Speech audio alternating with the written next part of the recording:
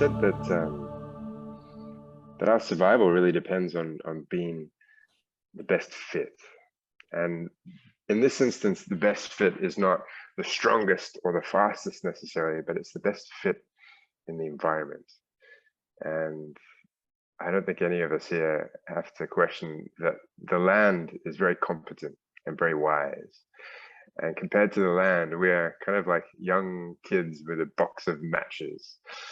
So how do we fit in better? Well, without a doubt, one of the best tools that we have available to us is the ability to listen and the power of observation. And that's what we'll be exploring in today's session. So before we begin, I'd love to introduce Catherine. So Catherine Saxby is currently based out in Wales, and she has some really beautiful words in a description that I can't say properly. But she's a coordinator at a beautiful eco-village, Radwith Pentrith, I believe, and is also the director of the Incredible Edible in Wexcombe, which is a permaculture project. She's also a qualified a wind. Can you help me out with that? Thank you so much. You struggle there. You got some Welsh words in there. Yeah. So good. Yeah, totally. And I went into similar to the word shaman, but it's from this country. And so it's okay. Yeah. Well, thank you very much. I'm looking forward to working with you later on that context. And Joe Petroni is an architect by background with an interest in permaculture, bioclimate and biophilic design, as well as eco-village design and regenerative workshops. Having spent over 15 years in the industry, I think we're going to have a very interesting conversation between the two of them. And Joe's actually already written a book on listening to your land, which I'll actually post the link. Ebook. Take it easy. But it's still a book. It is still a book. So I will post links to these guys in the chat right now, if I can figure out how to join from my computer as well. And we'll go from there. So just to get the conversation kicked off, I'd love to ask you both, like, why is it important to listen to the land? Do you want to go first, Joe? All right. Yeah, thanks. First of all, hi everyone. Good evening, good morning, and everything in between. You said it best, River, just at the beginning, and I liked that, and reminded me of survival of the fittest. Survival of the most fitting. I think we all agree here in this Zoom room that the future is bioregional and local, and the reason for that is that there is no one solution. There are only contexts, and each and every context is different. And so once we get the hang of the process of understanding our contexts, then we stand a better chance at making solutions that are fit for each purpose and for each situation.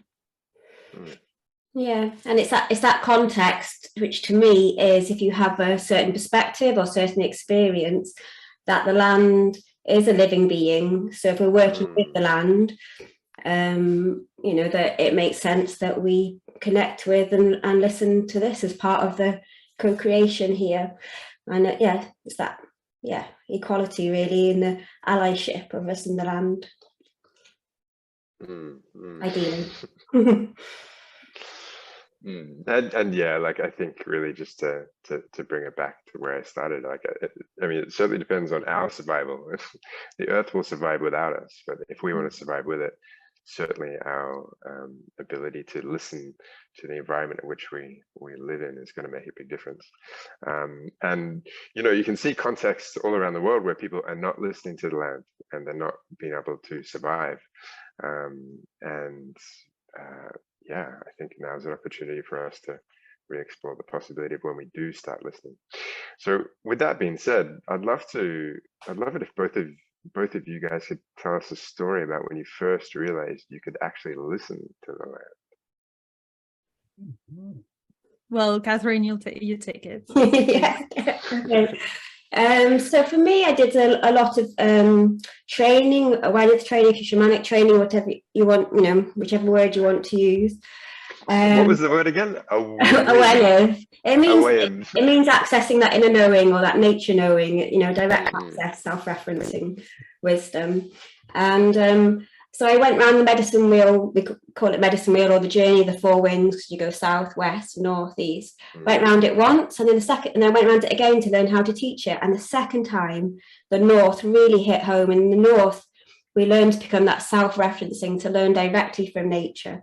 And it just really turned up the volume. So I was working at an event, and I was offering sessions there, and I didn't have a tent. They said, "Oh, we'll provide you a tent." There wasn't a tent for me, so I had to find somewhere in nature in this field. And I was looking around, and I saw these woods, and it felt like I ought not to go in them somehow. I felt like the woods were saying no, not to go in. I thought, oh, okay, whatever. But then the coordinator of the field came to me and said, "Oh, go wherever you like, but not in the woods. I don't feel like they want us in there yet." And I was like, okay, maybe that's a coincidence. And then later on in the event, I kind of felt like, oh, it's okay to go in now. It's almost like they got to know us, and it's okay for us to go in. And the same coordinator goes past, "I think it's okay to go in the woods now." And I was like, okay, maybe again, is it coincidence? I don't think so. And I'd heard about the Pacos going to London one time and just wandering off in London, and everybody was, "Oh my goodness, how are they going to get back? They don't know London at all." But they came back a couple of hours later, and they were like, "How did you get back? How did you get back?" And they said, the trees told us how to get back. But then it wasn't where there was one bit of thing that I couldn't logic away. I was going to a plant medicine conference in London, some big park. I don't know London very well, I'm from Wales, but some big park. And I was following the signs to the big hall, whoever it was, to go. So I was following the signs.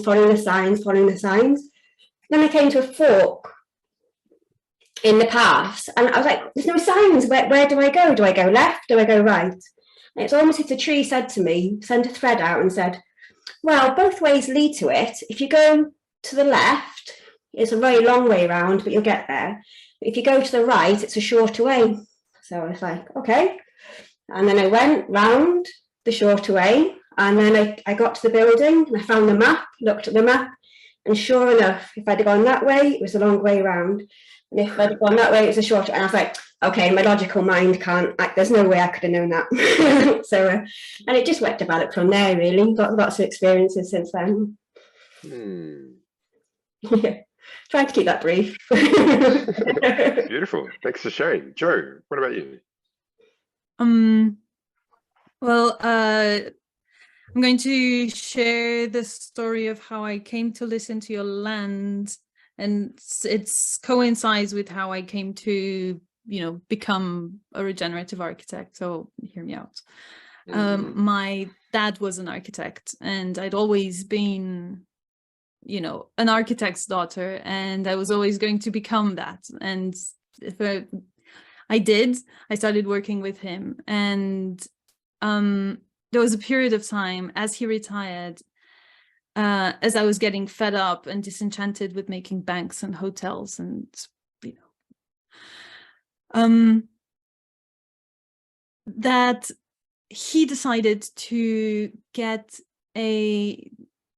he purchased a small house in the countryside with a bit of orchards, an old hay sheds, and I went there to help him install in the place. But as I went, I printed out and took with me the permaculture book. I hadn't read it yet. I'd read bits of it, but I printed it out and I took it with me. And I spent 2 months of summer reading, meditating, and watching that little orchard, 1,000 square meters. I don't know how much that is in square feet. And just looking at it and being with it. And it was this, it's a flat bit of land in between two valleys. There was nothing about it. Yet through Bill Mollison's eyes, it sort of became magical. It had this zooming out effect on me of all the elements and the time passing, and I started interviewing the neighbor about how it used to be and how it became the way it is now, and all the plans that people had before, and this place became just a magical heaven. And I went back to the city after that, and I never practiced architecture the same way again. Beautiful.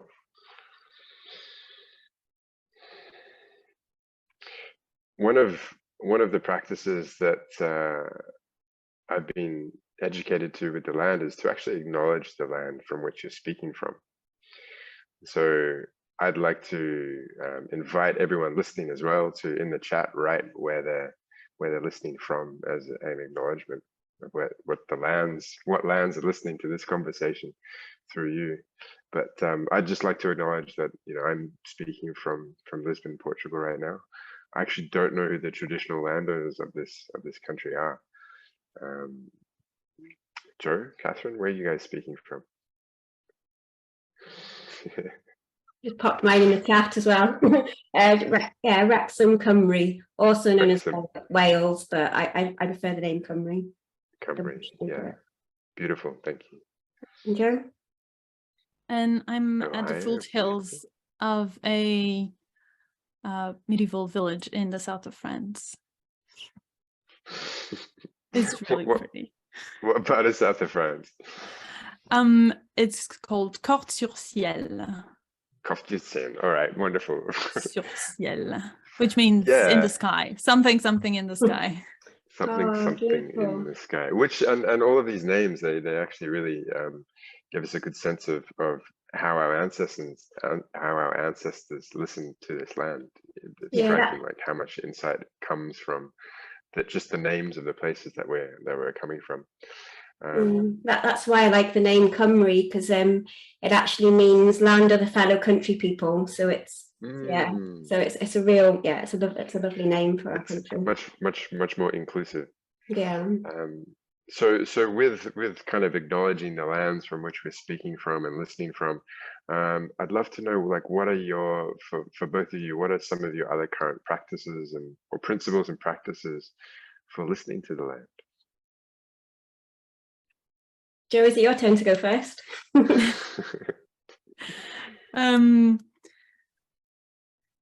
Well, actually, I can, take the story from where I left it and move onwards to present time. As I went back to the city, I started discovering passive solar design and bioclimatic design, biomimicry and biophilia and bio everything. And they were a big part of my, theoretical work in the last years. And then I started making my own way, incorporating permaculture and the way you zoom out more and you system think about it into this more linear checklists type that is, the current practice. So as a general, so can you walk us through, like, in a day of this kind of work, you show up with the land, like what actually how do you listen to it? Like, what are the actual practices? Do you lick your finger and stick it in the wind and see what the wind is saying, or I don't know, put it in the soil, or smell the soil? Like, I don't know, what are some of the things to actually taste it? Exactly. what are some of the actual like practices, nitty gritty things that maybe some people that are listening may not have tried and might be curious to explore? Yes, perfect. That's a very good question. I used to take it very linear and technical. And at some point it shifted and I realized there's like, you cannot understand everything with your mind. You have to break with that. But the two most biggest elements that I always start with are the sun and the water. And is because they are the most, for my purpose of making houses, they are the most biggest potential and biggest danger, but also because they are the givers of life. They're like the two most important elements. All the rest is, comes from that. And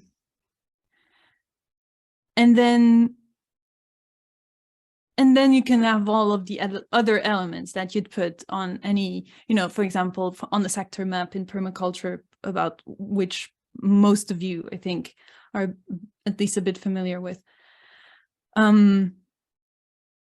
You'll have the prevailing winds, you'll have the fire sector, you'll have, the way the vegetation speaks to you. What does that vegetation mean? And I'm sure Catherine knows a lot more about that part than I do.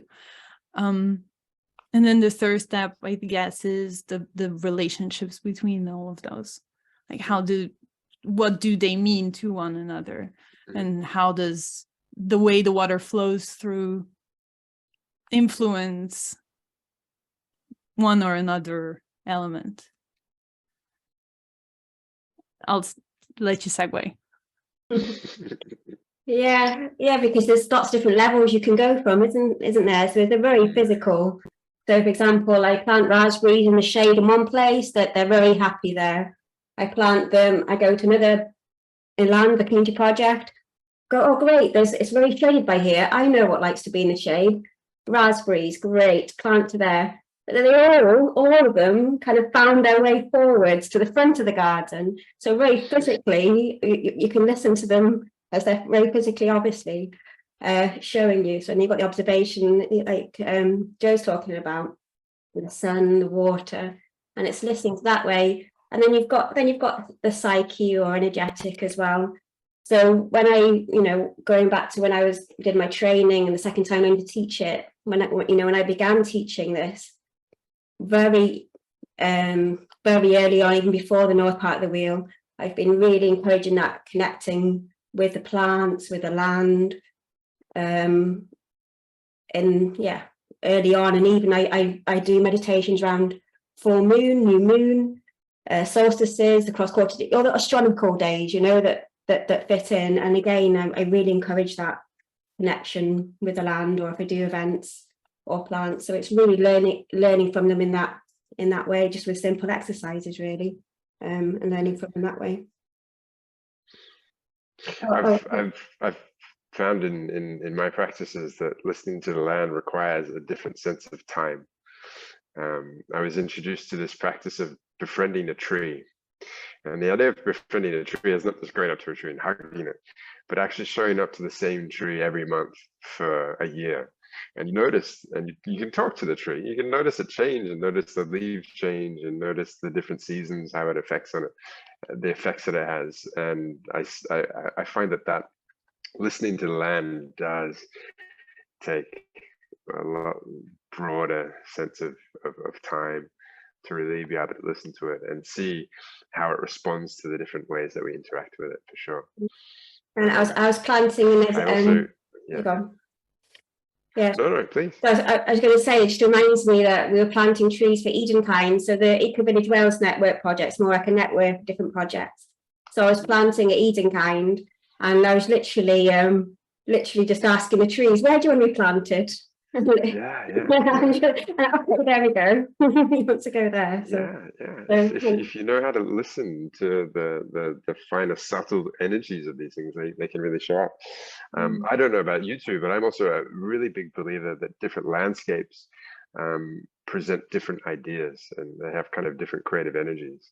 And one of the practices that I've done with people in the past is I do short little visioning workshops.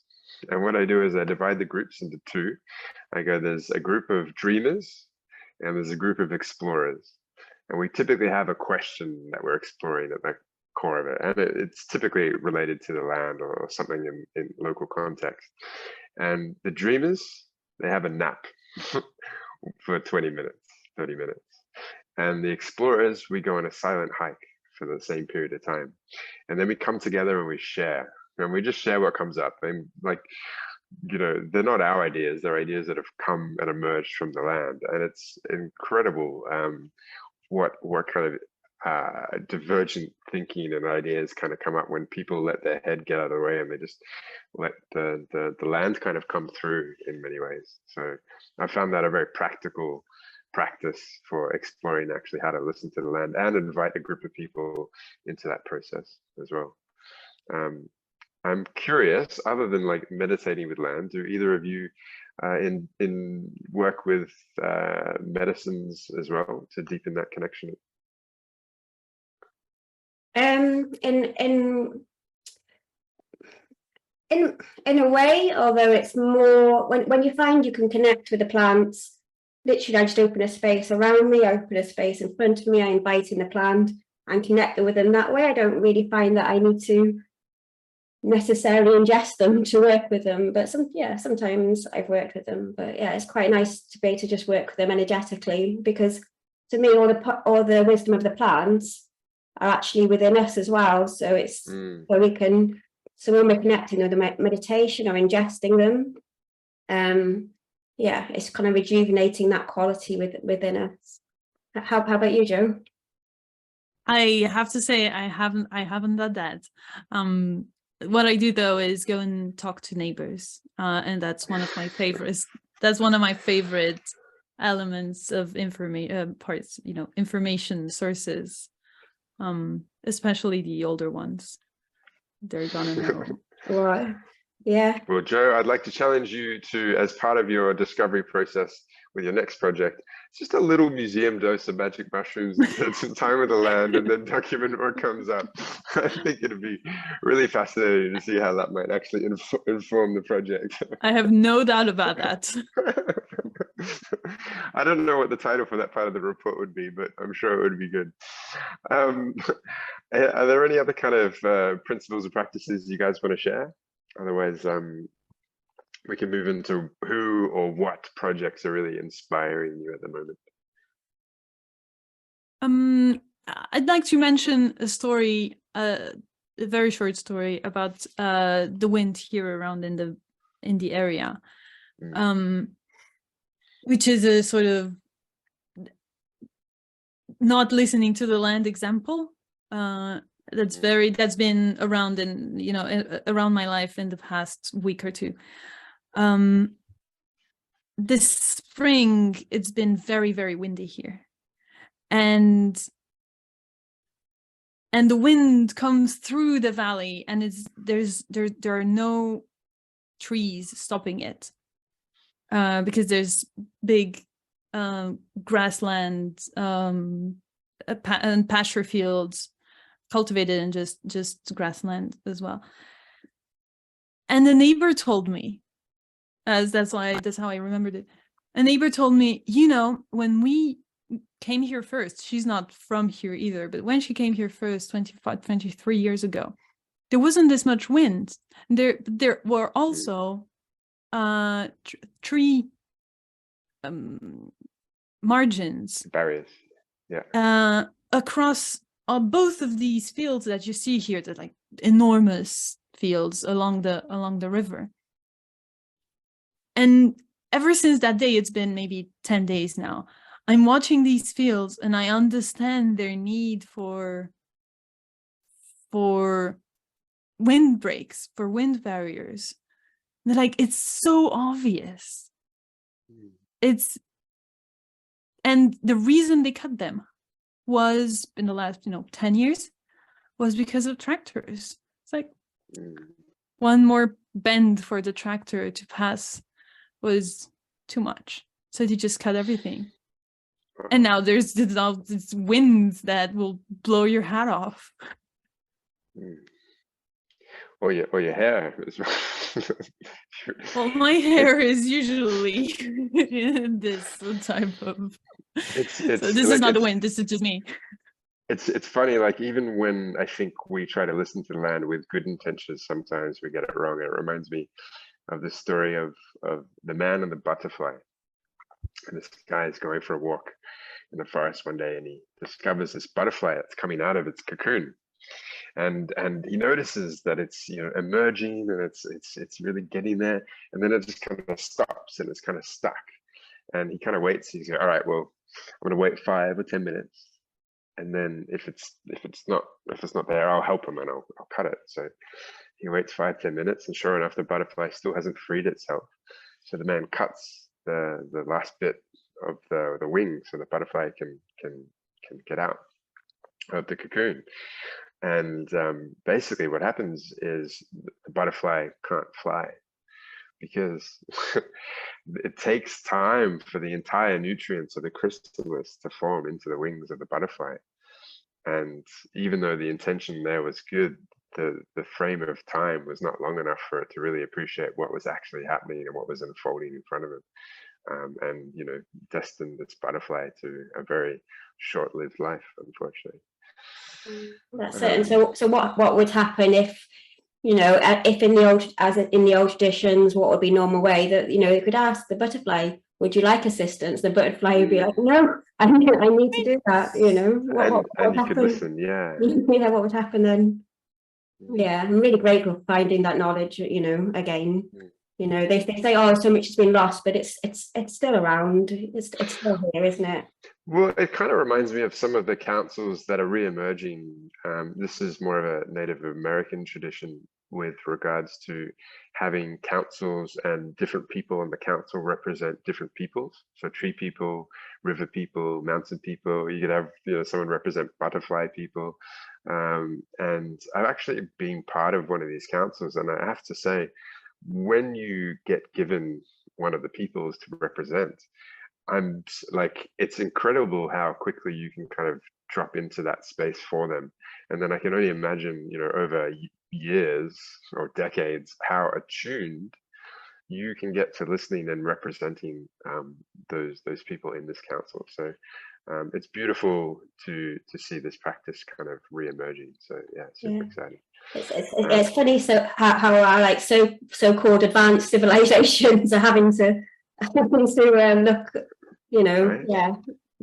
Look elsewhere for this kind of wisdom. Yeah, absolutely. All right. So who or what projects are really inspiring you guys at the moment around this kind of space? Joe, you had one, didn't you? Particularly you wanted to share? Did I? Yes. Well, the Regenesis are not did not a project per se. They're a group, but yes, I think there are a lot of people who are doing fantastic work, and some of them are the Regenesis group, who come from permaculture and systems thinking, and they've developed along the years a methodology for regenerative land development and even regional development. So they go to the very big scale of a place. And one of the concepts that they share is, where is here? How do you define here? And I think that's such an important question to ask whenever and wherever you are. And there's also, of course, Jenny Anderson, who does the story of place. She's in the UK, and and her work is also very interesting. They both have courses. So one of them is Story of Place, and the other one is the Regenerative Practitioner Guide. And then, of course, there's my book, plug, Listen to Your Land, which is free online. I like how you're still inspired by your own work. That's beautiful. That's really good. Catherine, what do you got? There's just so many, isn't there? Just so many. Yeah, there's just so many, you know, from Rebuild to Global Eco Village Network to Llamas in Wales to Edenkind in Wales. Creating Well Health is amazing. It's a gift economy project. I met the founder through, through different places. One of the places for a free stall, and I remember coming across this free stall, and I was like, "What? Everything is free?" And he's like, "Yes." And it's about sharing resources. So he grows loads of plants in the tree nursery, fruit bush nursery, herbs, and just gives them away for free. People can donate if they want, and they do, and it helps keep it going. But they really don't have to. So it's amazing. They've that project's populated a lot of Incredible Wrexham, some of Edenkind, and goodness knows how many other projects are around the UK. So yeah, I find that quite inspiring. The gift economy aspect is, I think, potentially the future, potentially. Great. One that I'm particularly inspired by at the moment, I actually happen to have the book. I'm not sure if it's going to show up here, but Yes. Yeah, right. It's a really nice book. So Julia Watson, a fellow countrywoman, has compiled a beautiful book called Low Tech, and it's all the low technologies, the low tech technologies that a lot of indigenous cultures have used with, yeah, exactly, that's the one, that a lot of indigenous communities around the world have been using for thousands of years, and only now we're starting to see it as actual technology, and really appreciate it. And it's, again, with thousands of years of this technology, you have a really deep understanding of listening to the land. I mean, even just on this front cover here, you have this technology of a living bridge. So that bridge is actually alive. It's made from a certain type of vine, a certain type of tree that's cultivated in a certain way to create a crossing across the river. So how's that for listening to the land? So as we are at Rebuild, I guess kind of one of the last questions I'd like to ask just to wrap up is, how do you guys think we can better incorporate listening to the land as we design our future villages? Like, what are some of the really core elements, and maybe it's also maybe what not to do, maybe what you've seen in villages so far, and the fact that they haven't been taking certain maybe they haven't been practicing certain things for listening to the land. Like, but yeah, again, how do you think we design better villages with this kind of deeper sense of listening? Catherine? Oh dear, I'm on mute. Would you like to go first? Do you want to go first?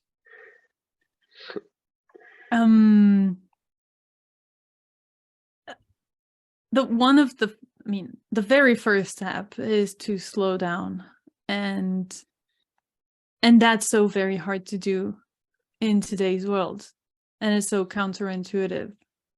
And the second step is to zoom out of your linear, focused, deficient view of inputs and outputs and see the system that you're in order to define your role in that system. And both of these are processes that are very hard to fit into today. And they're also quite hard, once you get them going for yourself, they're quite hard to impose or translate and communicate to local communities, local councils, legislation, budgets, all of this. It's hard. I'm not gonna lie. but whatever the context, whatever the situation, these are the steps. Just and being confident that if you let go and listen well enough with curiosity and mindfulness, you're gonna get to the one solution that is the good fit for you and your situation. Don't try to copy, because it's not gonna work. Mm-hmm.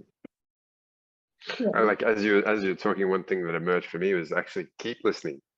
I think, something that you mentioned in our initial chat was there's a lot of projects that are already underway, but it's never too late to start listening, and it's never too soon to just keep listening. Even though you've maybe done a large part of the project, you can still listen to the land. You can still see how it responds. You can still see what shows up or what doesn't show up, and kind of iterate based on that. You can always listen. Yeah. So I don't Always know, make better. Mhm.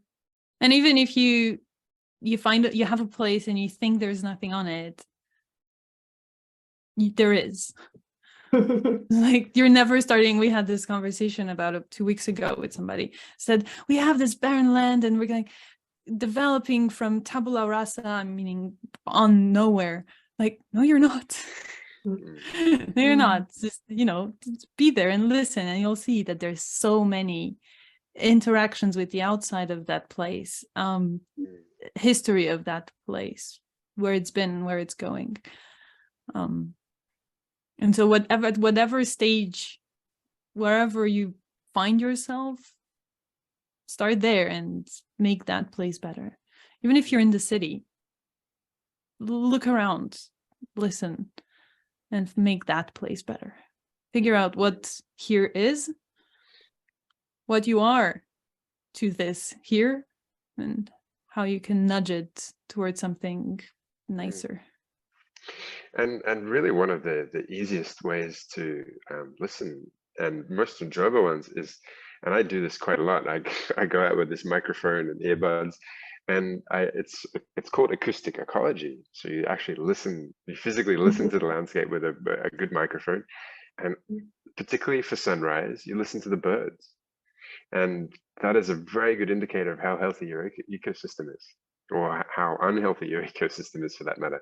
But honestly, just as a practice, go out and listen to the birds, because they will tell you a lot of things in many instances. And again, it's how a lot of indigenous communities found which land to settle on. They were listening to the birds. The birds would point them exactly where they needed to be. Birds typically spend time around food and around insects and fruit and all the other things that provide for a great place to survive. So yeah, that's definitely one of my practices.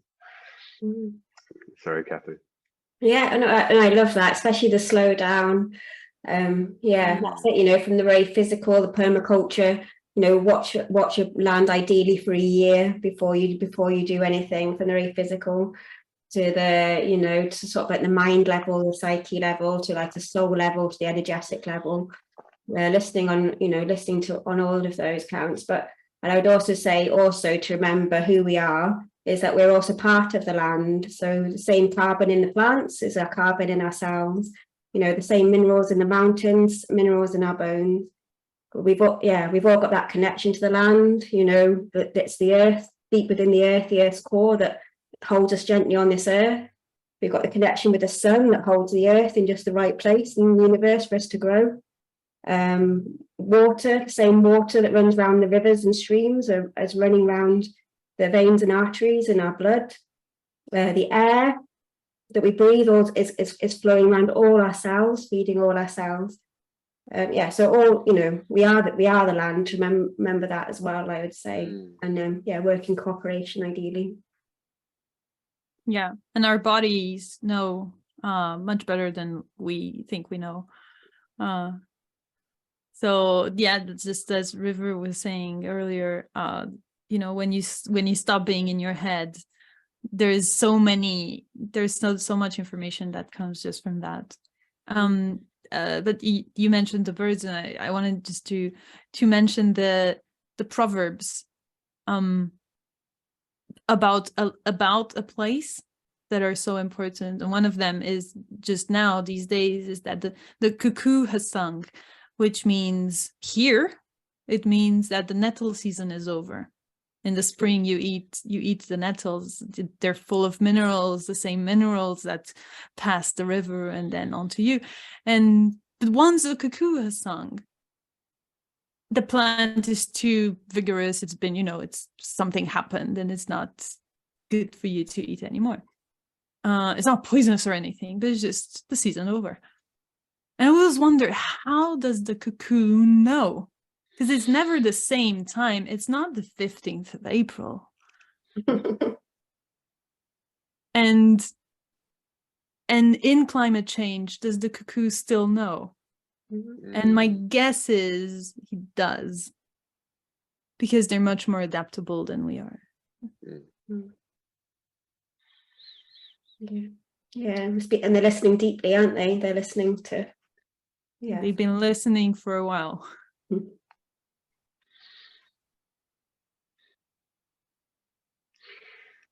Catherine, I was wondering if maybe you could lead us out with a little meditation.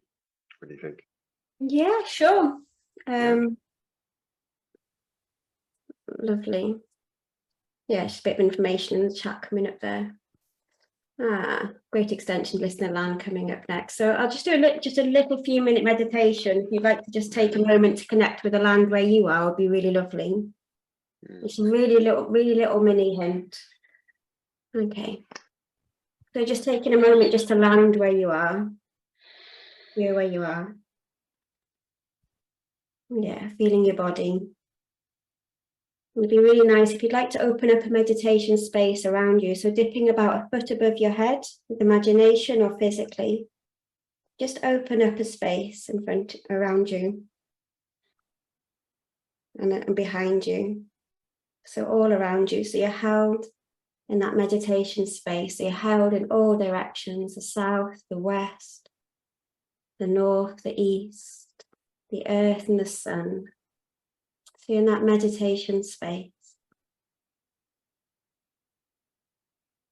In that meditation space, maybe taking a moment to connect with your body and connect with your breath in each moment.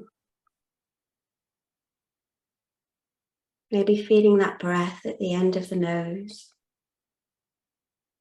and how it flows into the body and from the body back out.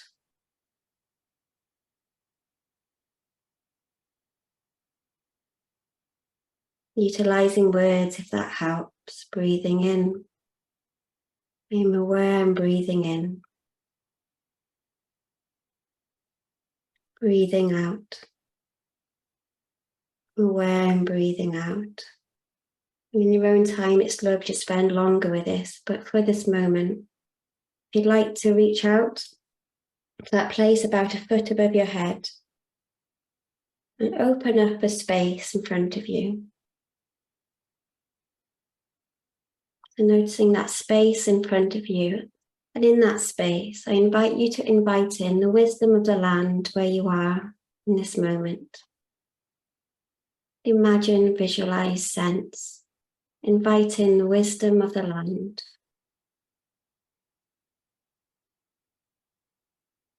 Just noticing what you notice. If you're more kinesthetic, it may be a feeling. If you're more visual, maybe an image. Some people maybe hear more sounds. Just noticing what you notice. And in the space, if you notice that wisdom of the land, you can ask, are you the wisdom of the land here? And it's lovely to ask 3 times for clarity anytime. Are you the wisdom of the land here?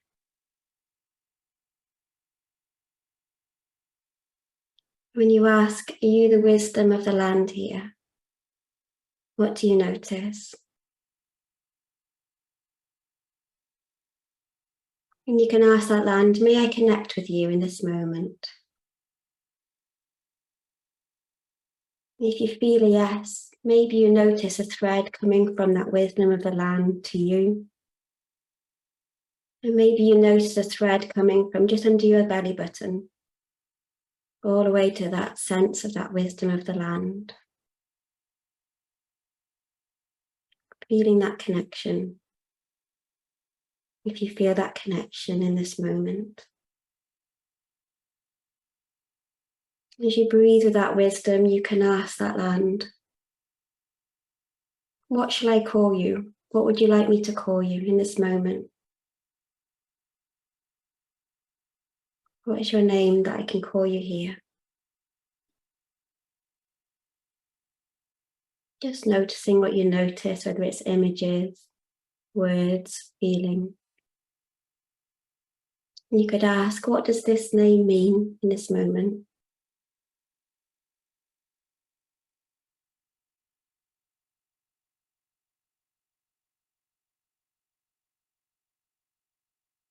As you breathe with that awareness, you can ask and call that land by the name if you received a name. And ask, what can I do for you? In this moment or future moment, what can I do for you?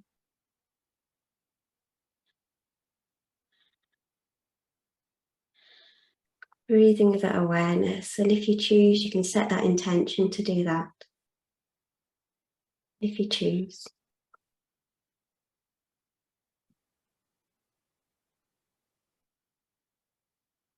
And you ask, what can I do for you?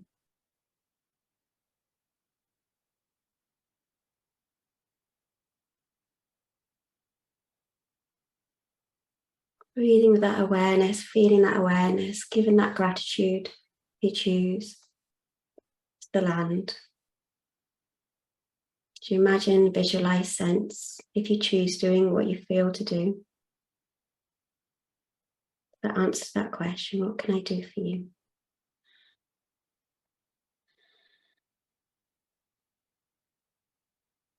But when you're ready, thanking the land.